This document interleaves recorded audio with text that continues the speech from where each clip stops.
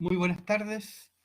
Bueno, yo sé que algunos lo van a ver esto después del paro, ante el paro, pero el tema es que esto sigue, continúa. Yo la semana pasada le envié este mismo mail, va este mismo PowerPoint, que falta completarlo, pero me parece muy importante que vayamos con calma. Eh, Solamente decir que yo estoy abierto a que los jóvenes puedan, las niñas y niños puedan consultar cualquier tipo de inconveniente, de problemas que hayan en el curso. Este curso, como ya sabemos, ya lo iniciamos con la crisis del siglo XIV y su visión sistémica. Y este curso tiene tres problemas graves, problemas graves en términos de abordar. El primero es el hombre y su cosmovisión y su posición en el universo social, económico y cultural de la época. eh, y el capitalismo y la política junto con la religión, que es lo más importante durante esta época también. Entonces, durante estas primeras clases lo que vamos a hacer, vamos a ir avanzando con el tema del humanismo y el renacimiento, las nuevas formas de hacer del hombre moderno. Es decir, lo que yo quiero hacer aquí es poder que nosotros entendamos, que vayan entendiendo la modificación de mentalidad en las formas de pensar del hombre de esta época, ¿ya? Que es muy relevante. ¿M? Entonces, eso por un lado. ¿M? ¿Ya? Y vamos a ir avanzando según este ritmo. La siguiente diapositiva que se ve ahí es una diapositiva clásica del Renacimiento y que como el objetivo de la clase es definir qué es lo que el humanismo y qué es lo que el Renacimiento, vamos a ir por parte. Y también relacionando también épocas, porque la Edad Moderna es una época entendida en el curso y también entendida por algunos especialistas como Tenenti, como Johann Huizinga, que son historiadores que se han dedicado a la Baja Edad Media y también a la época del Renacimiento. El Renacimiento también se puede entender, y aquí anticipo algunas ideas, como una maduración de los últimos siglos de la Edad Media, ¿ya? Como una maduración, sobre todo desde el punto de vista humano, ¿ya? Hay una como visión que se va a ir asentando durante el siglo XII, XIII, en la filosofía, en las artes, en donde este hombre comienza a ser, como dice Anaxágora en el siglo II, eh, hombre como medida de todas las cosas. Y es el parangón más importante o el aforismo filosófico, pero que después se va a ir viendo en el tiempo y se va a ir abordando durante este periodo. ¿Cómo va madurando esto? Principalmente aquí hay esta idea de Marco Vitruvius, del siglo II después de Cristo, como hombre de la medida de todas las cosas, está en el Vitrivium, que es también una gran figura que hace Leonardo da Vinci, en donde piensan y van definiendo, bueno, las medidas anatómicas del hombre, ¿ya? Y esto no hay que perder de vista porque es la discusión de esta clase, de la clase anterior, que yo ya le pasé el mismo Power, pero sin explicaciones, y esta clase, la próxima y la subsiguiente, ¿ya? Y las ideas que se van madurando están vinculadas con la anatomía del hombre, con las condiciones físicas del hombre y espirituales del hombre. Eh, la cita dice así: sin simetría y proporciones, ningún templo puede tener un plan regular. Esto es, debe tener una exacta proporción elaborada a partir de los miembros de una figura humana bien formada. Y templo alude, bueno, a los templos propiamente tal, a los templos cristianos de la época y a los foros, etcétera, todo lo que estaba conformándose en la Italia de de ese, de ese entonces. ¿Mm? Esa es esa es la idea, ¿ya? La medida exacta entre la apertura de los brazos de este hombre, exactamente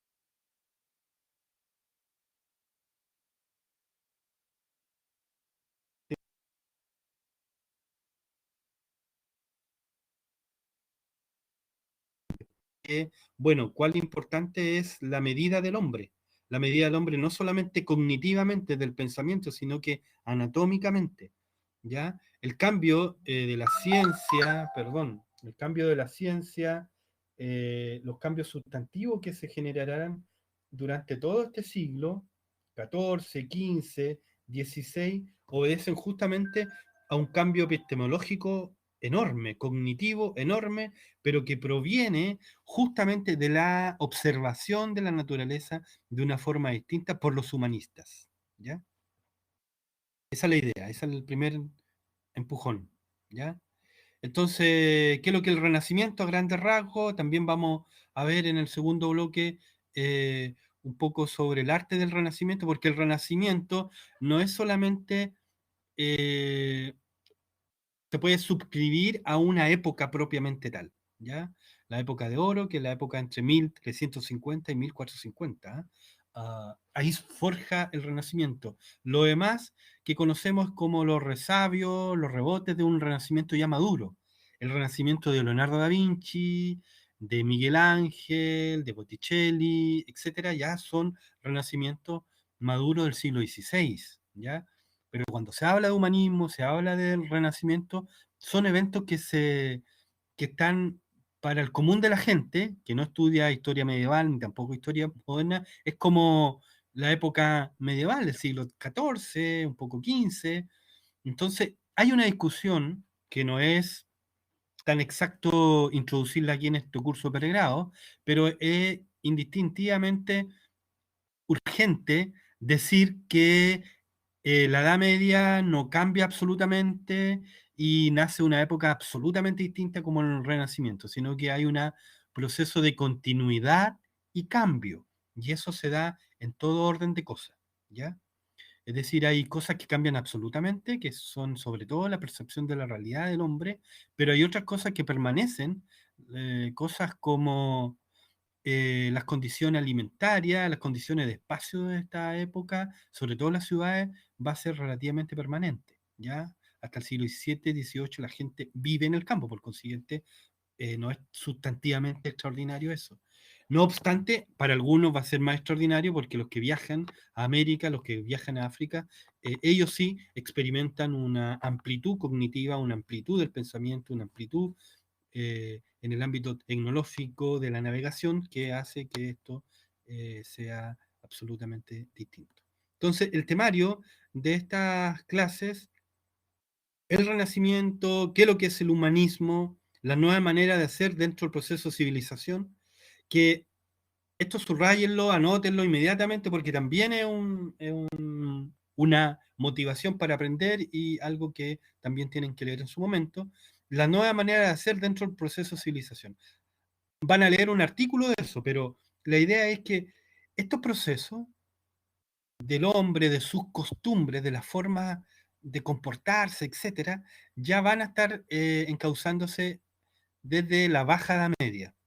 Y la idea es que poder entender que las modificaciones que se hacen en los modales, en la educación de los niños, ¿ya? Cómo comportarse en la cama con con una mujer, cómo comportarse en la comida, cómo saludar a un hombre mayor, etcétera, eso empieza a ser regulado y se va a concretizar de forma material y de forma histórica y cultural en las cortes principalmente. ¿Ya? En la Edad Media, las cortes de Borgoña, en Francia, y después ya en las cortes de Carlos V, la Edad más moderna, eh, hasta llegar a Luis XVI a fines del siglo XVIII. ¿Ok? Pero lo que yo quiero que ustedes entiendan que esas cosas tan superfluas que pueden verse tan pueriles como quién o cuándo se ocupó el primer tenedor, cómo la gente estornudaba en la época, cómo empezó a comer, ¿cierto? Con servicios, etcétera.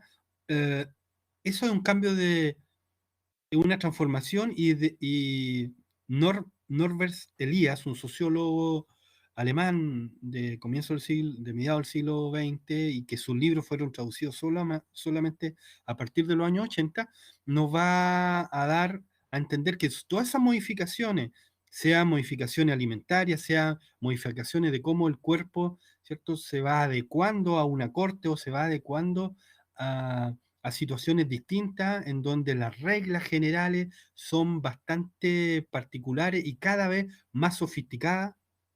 Otro ejemplo, es decir, si una mujer mueve el abanico a la derecha o a la izquierda, va a decir tal o cual cosa. Es decir, un grupo, un acopio de reglas, de ritos, etcétera, que van a albergar y van a multiplicarse en las cortes y se va a propagar por toda Europa y se va a propagar hasta América, hasta las cortes americanas, los virreinatos americanos. Por consiguiente, son procesos muy grandes y globales.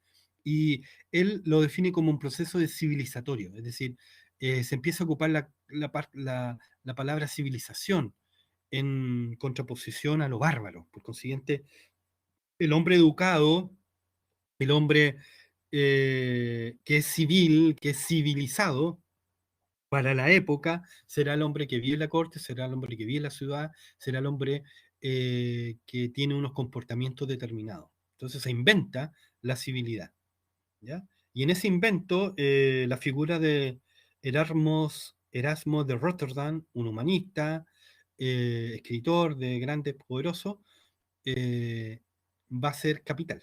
Pero también, insisto, un humanismo ya tardío, un humanismo maduro del siglo XVI, que es distinto al que vamos a alcanzar a ver durante esta clase. ¿Ok? Una de las manifestaciones más claras en estos manuales de conducta se ve también en el punto 4 cuando se habla sobre las nuevas concepciones del amor y del tiempo. ¿Ya? Es decir, el amor comienza a tener un valor distinto, una consideración distinta, unas reglas distintas también. ¿Ya? Y el tiempo también. ¿El tiempo por qué? ¿Qué me pueden decir sobre el tiempo? Bueno, si estuvieran aquí yo podría chatear con ustedes, pero el tiempo básicamente es como Jacques Legoff lo sintetiza muy bien en una frase que hace alusión a que el tiempo de las catedrales es reemplazado por el tiempo del reloj mecánico, ¿ya? El tiempo del clero es reemplazado por el poder, por el, sí, por el poder y por la concepción del hombre de negocio. Entonces, es mucho más relevante ese tipo de cosas y esas son las transformaciones que hacen que vaya coincidiendo un tipo de hombre, un tipo humano determinado que es el humanista en la época del Renacimiento italiano. ¿Okay? Eso es lo que vamos a tratar de ver, no lo vamos a ver todo hoy día, llevamos 13 minutos de grabación y ya solamente estamos con la introducción, así que vamos a ir con mucha calma en este proceso. Entonces, ¿qué es el humanismo? Yo creo que habría que ir dando cuenta.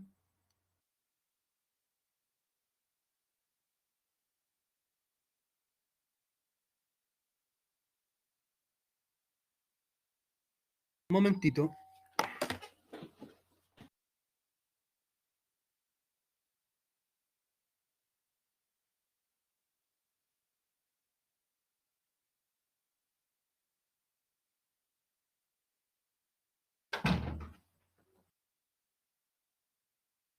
Ya, estaba. Disculpen, me tocaron la puerta.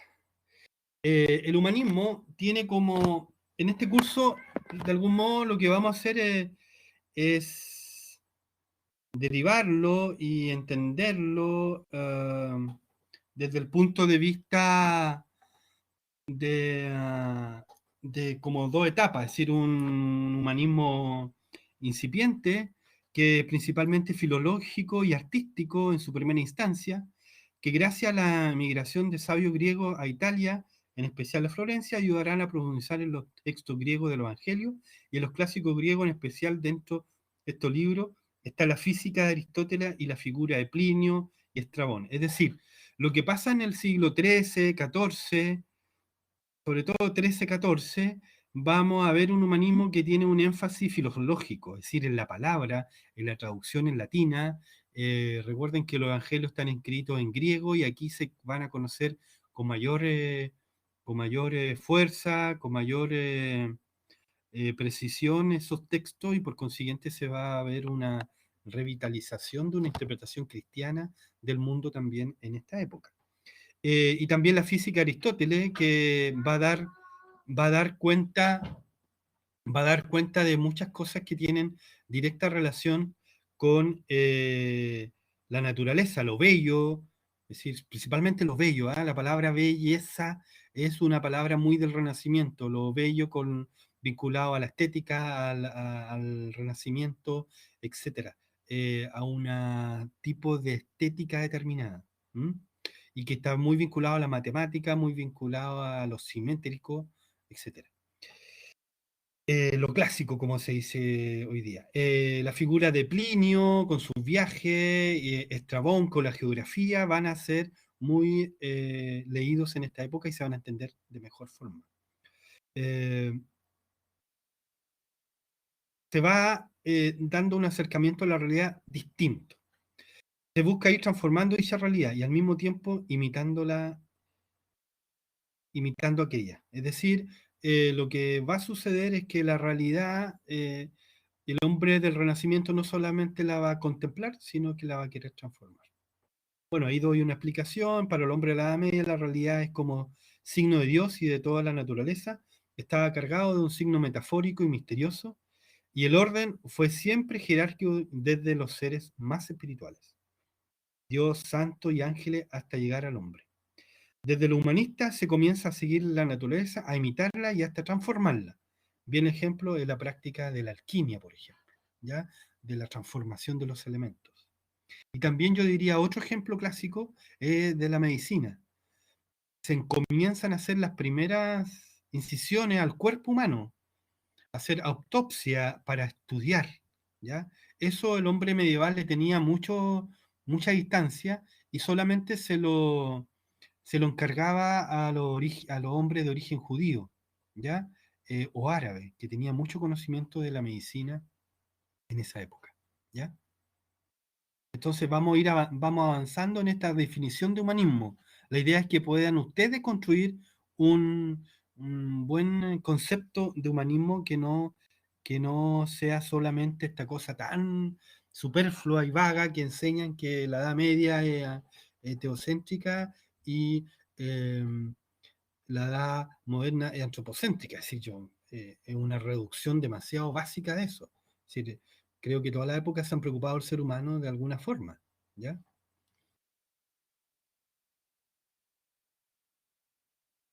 Entonces, para algunos, para Tenenti, que ustedes lo están leyendo, el humanismo pretende sustituir el sistema mental jerárquico de la sociedad medieval con una perspectiva que, si bien es individualista, tiende a una unión.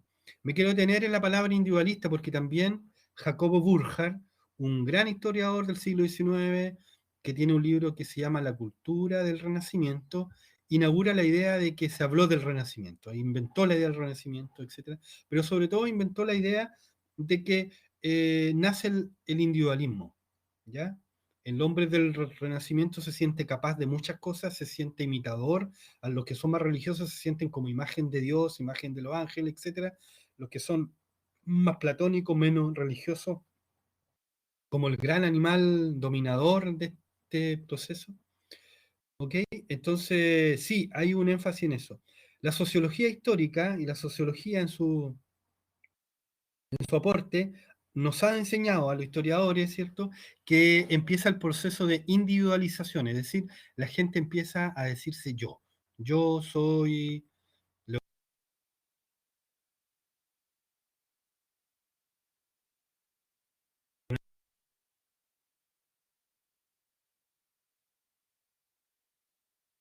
que a tener un gesto tan, tan básico para hoy día, que es como firmar las obras, ¿ya? Los hombres del Renacimiento lo conocemos justamente por eso, porque firman sus obras, ¿ya? No buscan el anonimato, como sí lo buscaron los hombres de la Edad Media. Eh, Tenenti también nos avisa sobre que estos seres humanos buscan esta unidad entre el universo y el mismo. Su reivindicación de la igualdad del individuo se refiere y corresponde en efecto a la afirmación del valor universal de la humanidad y la naturaleza en que está sentado, ¿ya? Eh, por consiguiente, quizá habría que decir que hay dos fuerzas: una fuerza individualista que va reconociendo el yo, va reconociendo el individuo a través de la obra de arte que las va marcando.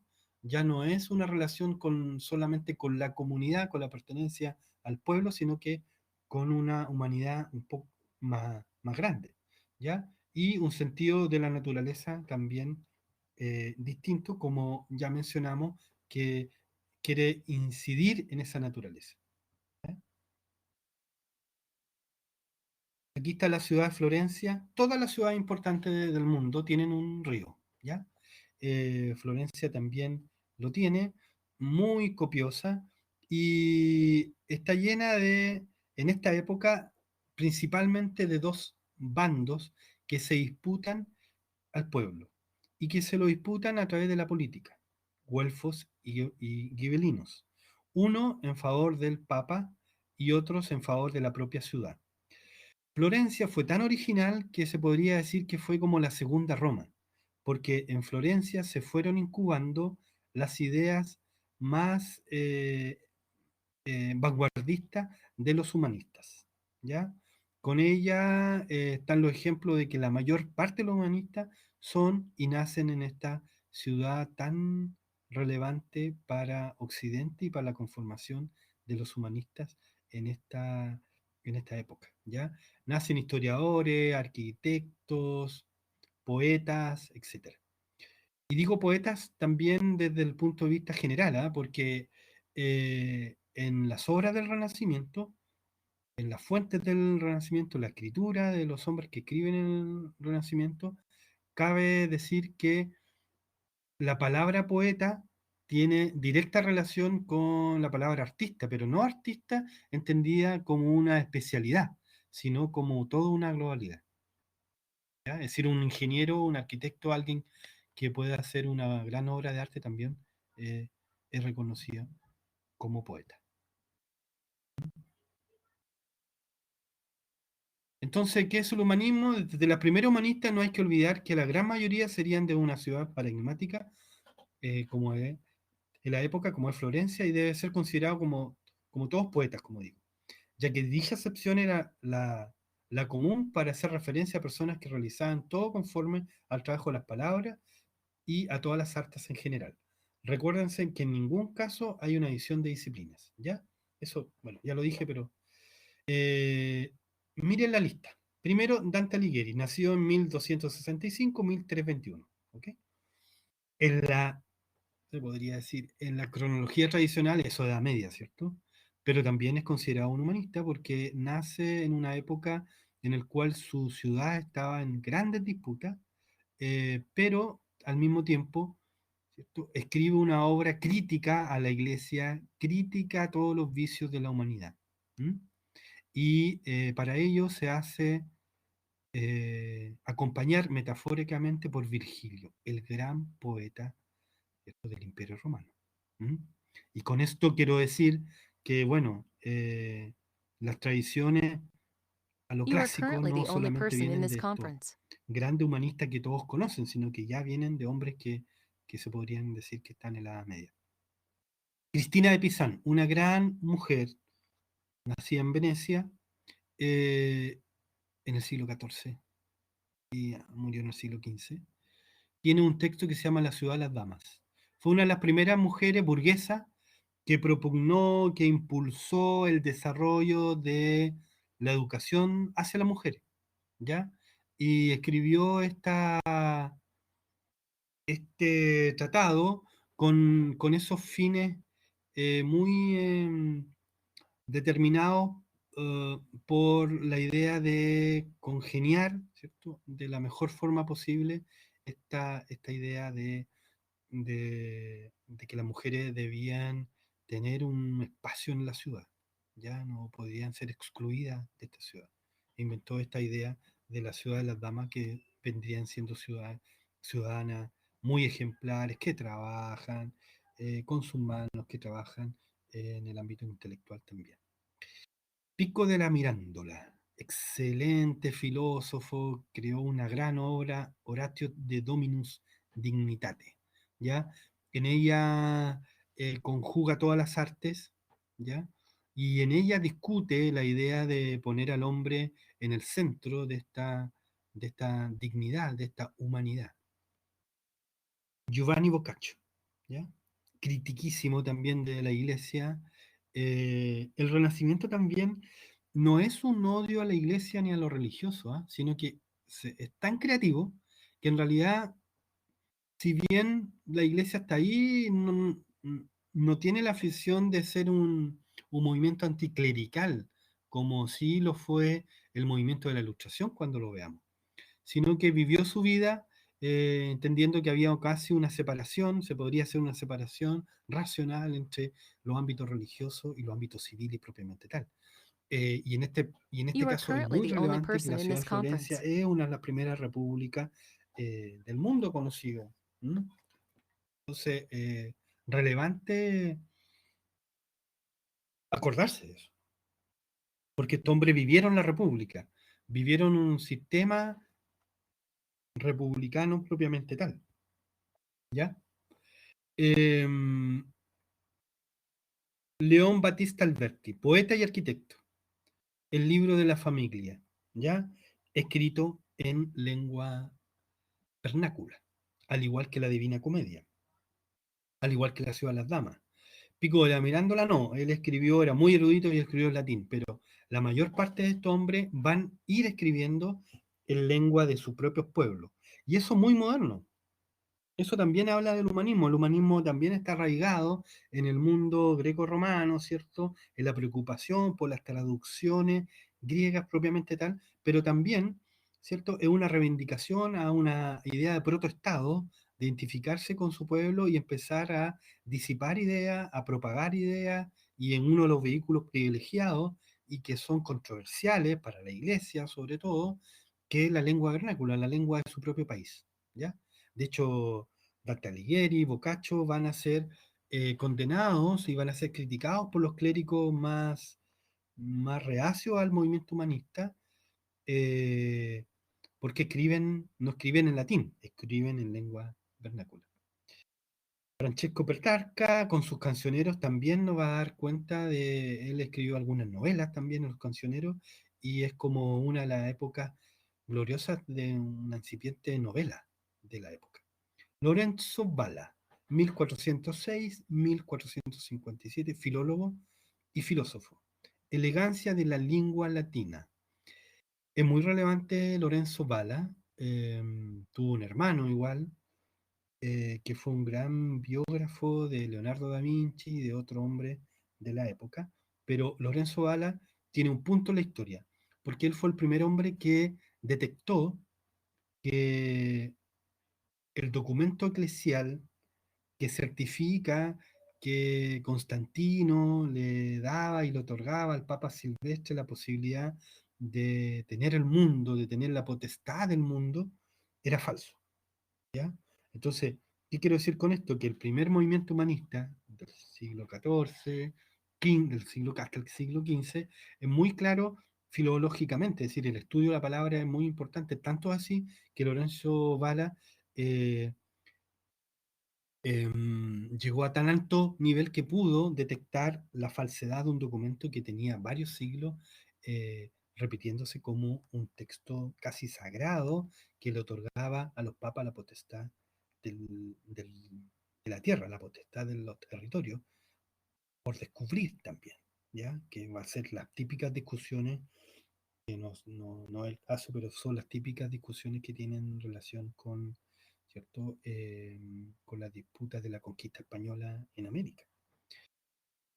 Antonino de Florencia lo quería destacar aquí. Bueno, yo hice mi tesis doctoral, una parte de mi tesis doctoral es de Antonino de Florencia, para decir que, bueno, era un obispo, un hombre religioso, pero era un humanista también. Porque, insisto, la relación humanismo y religión no está tan dividida como lo que uno piensa, ¿ya? O lo que le enseñaron en el colegio, etcétera. No, hay humanistas también que son religiosos. Solamente citar algunas cosas que la pueden leer, ¿cierto? La ciudad de las damas de Cristina Pizán. Si la costumbre fuera mandar a las niñas a la escuela y enseñarles la ciencia con métodos como se hace con los niños, aprenderían y entenderían las dificultades y sutileza de todas las artes y ciencias tan bien como ellos. ¿Ya? Es decir, pone al mismo nivel las mujeres y los hombres muy bien y bueno, es una precursora de cualquier pensamiento feminista, o en este caso, ¿cierto? Eh, pero igualitario en las capacidades que tiene el hombre con las mujeres. León Battista Alberti, sobre el tiempo. Esto es lo que quería subrayar también inicialmente para que vayamos conformando esta idea tan particular que tiene relación con esto de que el tiempo cambia también. Y si el tiempo cambia, si las concepciones del tiempo cambian, el cuerpo humano, la antropología va cambiando. Y lo digo porque en esta época que estamos hoy día, yo estoy haciendo una clase online, etcétera, tiene relación con que los tiempos están cambiando. Ustedes van a ver esta, esta clase asincrónicamente, etcétera, y bueno, van a aprovecharla igual y van a estar en otro tiempo, ubicados en otro tiempo, no necesariamente en una sala, etcétera. Solamente para reflexionar. Y por consiguiente, una nueva época lleva consigo una nueva concepción, una nueva antropología y también una nueva concepción del tiempo. Y él va a decir, el tiempo pertenece a los hombres. El tiempo es un cuadro sin estructura propia. Cada individuo lo transforma a su manera. ¿Ya? Cada individuo lo transforma a su manera. Ya no es el tiempo de las campanas, no es el tiempo del Angelus, no es el tiempo impuesto por los ritmos eclesiales de la iglesia, los ritmos del Adviento, de la Pascua, de la Cuaresma, etcétera. Eso no es que va a cambiar sustantivamente, pero sí va a entrar en conflicto. Y hay hombres que se van a negar a ese tipo de relaciones con el tiempo. Puede cambiar de valor según el uso que se le dé. Puede estar más o menos lleno de actividades. ¿Ya? Entonces, importante esto, importante considerarlo para poder entender de qué estamos hablando cuando hablamos de una nueva antropología, de una nueva concepción de esta época. Pico de la Mirándola de Hominis Dignitates. ¿De dónde acogieron al hombre como obra de naturaleza indefinida y colocándolo en el corazón del mundo?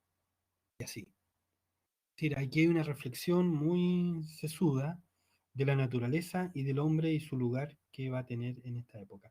Léalo con calma, vamos a hacer ejercicios de esto para discutirlo cuando regresen, no sé, pero la idea es que lo lean y lo lean con calma, porque no tiene sentido que yo lea un power en ese ámbito. Bueno, vamos llegando casi al final. Principales centros humanistas, es claro, es muy claro que Italia va a ser uno de los centros más importantes. Florencia, Génova, Venecia, Milán y Roma. ¿Ya? Roma en su segunda etapa. Cuando veamos el humanismo, se podría decir en su segundo nivel. eh, yo les voy a enviar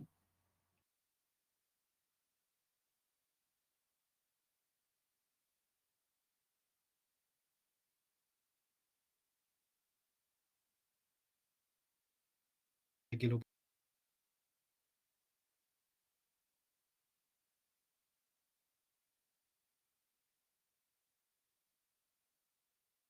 puedan para paradigmática, sobre todo inicialmente en el término político y de educación, es decir, fue el paradigma de educación de la época, fue el paradigma de la vida urbana, etcétera. Pero después ya, si ustedes se dan cuenta, con el Vaticano, con el siglo XVI, Miguel Ángel hace obras, etcétera. En esa época del Cinquecento que se llama, ya estamos en Roma. De hecho, Miguel Ángel, Da Vinci andan en Roma pidiendo trabajo, ganó escena, y estos mecenas van a estar directamente ligados al mundo clerical, al mundo de los sacerdotes. Países Bajos también va a tener un rostro distinto. Rotterdam, Erasmo de Rotterdam, como yo les dije al inicio, que era uno de los creadores de los manuales más importantes de conducta humana, en especial de los niños en las cortes. Oxford y Cambridge, ambos son, hasta el día de hoy, las mejores universidades del mundo, medievales, ¿cierto? Pero en esta época también se van a caracterizar porque también van a practicar un humanismo, ya también se van a concentrar en el estudio de las lenguas clásicas y también van a hacer una reflexión desde ese punto de vista filológico, ya y después se va a disipar, se va a propagar al arte propiamente tal plástico. ¿Ya? Solamente alguna observación a este cuadrito para acercar la vista, que la sociedad, nosotros hablamos, y aquí ya voy encerrando la idea para que no se pierda. Nosotros hablamos, cuando hablamos de Edad Media, hablamos principalmente de una época en el cual las tres órdenes son muy definidas, es decir, los que oran, ¿cierto? Una aristocracia clerical, ya una nobleza, luego está la burocracia y la gente que hace la guerra propiamente tal, y después está el pueblo a través de los artesanos y el 80% campesino y algo de burgueses, ¿ok? En cambio, ya aquí, en la época moderna, se empieza a complejizar esto, y si uno habla del rey o príncipe, claramente habla de un rey y príncipe, que le otorga y que tiene la capacidad de ser cabeza de un estado, cabeza de una unidad, ¿ya? Que lo sigue una alta nobleza, ¿ya? Una nobleza media y una pequeña nobleza, ¿ya? Entonces las cosas se complejizan mucho más en la época moderna. Y una alta burguesía de grandes mercaderes, que ya la media se empezaron a acercar y empezaron a tener influencia, y en esta época ya, aunque no están en la cúspide de la sociedad, ¿cierto? Tiene una influencia enorme en los negocios, enorme. Y como el capitalismo ya se estaba iniciando, el capitalismo internacional, la mundialización del capital ya se estaba generando en Europa, en el norte de Europa, en China, en Japón, etcétera. Esto, alta burguesía, de bancos principalmente, va a tener una función relevante. Burgueses acomodados de tipo diverso, que son los más importantes y lo que son los más vivos, se podría decir, durante esta época. ¿Por qué? Porque son los profesionales, son los médicos, son los abogados, los filósofos, ya que empiezan, y los científicos que empiezan a tener grandes academias y empiezan a influir en el conocimiento de todo tipo. Mediano y pequeños propietarios rurales, como dice la izquierda, después la derecha, campesinos no asalariados, oficiales y asalariados urbanos, burguesía tradicional de comerciantes y artesanos, una burguesía muy tradicional, que no es los grandes mercaderes, los grandes y la alta burguesía, que está alineada con la aristocracia, y una pequeña nobleza, ¿ya? Entonces, solamente para advertirles que la sociedad moderna ya se complejiza más, principalmente a través de la corte, desde el punto de vista netamente social, y a través de una alta burguesía asociada por matrimonios con la aristocracia, una media nobleza, una pequeña nobleza que van a estar ahí tratando de subsistir, porque provienen de la media, pero subsisten todavía hasta el siglo XVI. ¿Ok? Eso quería quería llegar, quería hacerle un video relativamente breve de 40 minutos para que tuvieran los conocimientos muy claros.